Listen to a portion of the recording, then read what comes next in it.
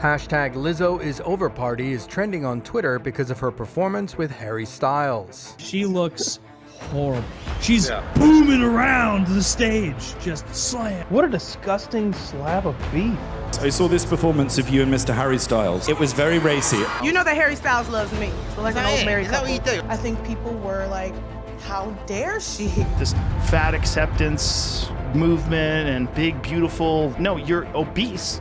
You've eaten too much food. I believed him. When he said it to me, I was like, yeah, he's right.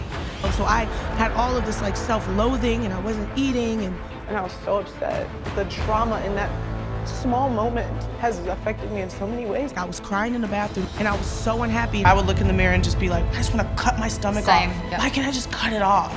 It forced me to really look at myself in a magnifying glass. It was very bleak.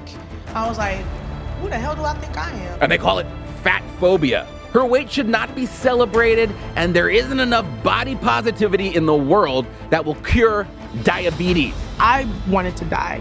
I didn't want to kill myself, but I was like, done. I'm like this fucking survivor that shouldn't be here. Like, y'all didn't want me to win. Y'all don't want me to even fucking exist, huh?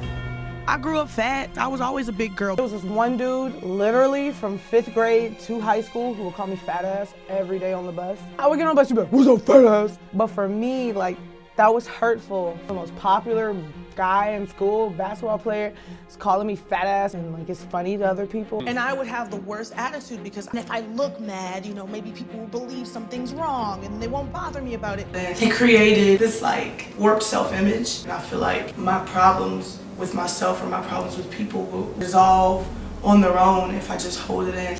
Lizzo's father saw something in her that she couldn't see in herself.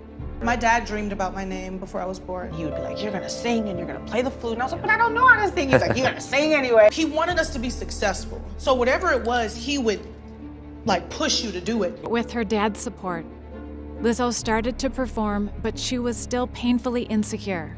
I also buried myself in music and playing flute. I was just nervous to be out front and center by myself. I felt like because I looked the way that I looked, that people didn't really want to look at just me. So I always had like my girlfriends around me and I was like, yeah, we're a girl group. And I was like, nobody wants to hear what I have to say. But Lizzo's dad kept pushing his daughter to shine on her own. My dad was really pointed about the flute in my music career. And his health was failing. I remember being like, okay, I'm gonna be successful. I'm gonna make a lot of money so I can take care of my dad. What happened was I posted a video where I was playing the flute and people loved it. And I was like, oh, y'all like this? Okay. And I did it on stage and it just took a life of its own. But just as Lizzo was building her confidence and her career, a devastating phone call changed everything. I was the last to know. I missed the phone call. I was in the shower and I had all these missed phone calls. And then I called my sister and she just goes, Dad's dead. And I was like, are you kidding me? Like, that's not the way you say that to somebody. And I just remember I like threw my phone down and I was so upset. Like, that's not the way I should have heard that. The trauma in that small moment has affected me in so many ways. Like, I was crying in the bathroom and then I was going to the stage and I was like, I don't want to play this show. And then I got on stage and I performed. And then I walked off stage and I was still crying and I was still sad. And that had never happened. When I looked at my surroundings, it was very bleak. I was like, who the hell do I think I am? I was like, everything that I'd been doing prior to that was for nothing. I dropped out of college. I lost my car and then I got evicted from my apartment and then I lost my job. But I also was so young and going through so much emotional turmoil. I had all of this like self-loathing. I wasn't eating and I was also like trying to like be thin. I was like working out a lot. And I would look in the mirror and just be like, I just want to cut my stomach off. Yep. Why can't I just cut it off? Not even plastic surgery, just right now get a knife and just cut this thing off. And with her confidence at an all-time low, Lizzo was forced to face what she saw in the mirror. I did this interview. I took off a piece of clothing and I had to talk about my body, but it was so big for me because back then I was covering up a lot. I had to like talk about my journey with my body and loving my body. And within that interview, I had this like catharsis because they asked me what was my favorite thing about myself. And I was like, oh my God. It made me appreciate my skin. It's I love my skin. I started crying in this interview because I was like, I've never realized that before. I never could put into words anything about my body that I loved, and I didn't realize how much I love my skin. I was like, yo, like, I'm gonna be in this body forever. So it's like, you either live your life not liking her, or you live your life trying to love her.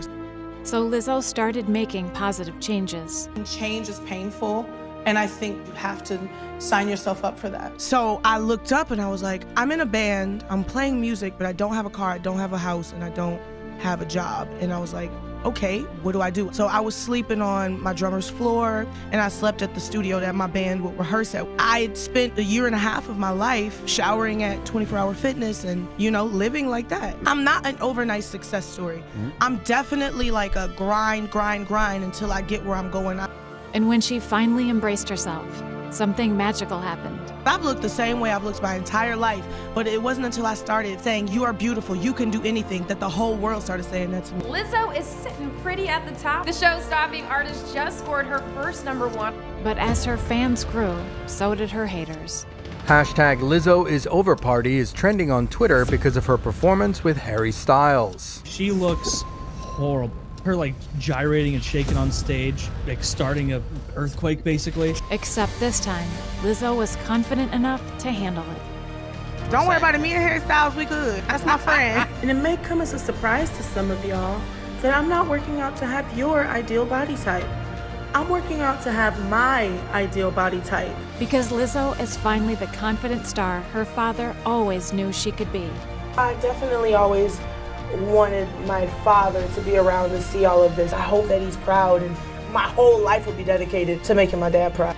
Being yourself isn't always the most popular thing, but being yourself is always going to be true, and the truth is what sets you free. I want you to know, if you can love me, you can love your goddamn self. I used to wake up and wish I was somebody else, but now I am so grateful to be myself. I'm so proud of who I am, and I wouldn't trade my life for anything in the world. I really just urge you to embrace yourself. These people may not understand you, but the whole world will embrace you one day when you embrace yourself.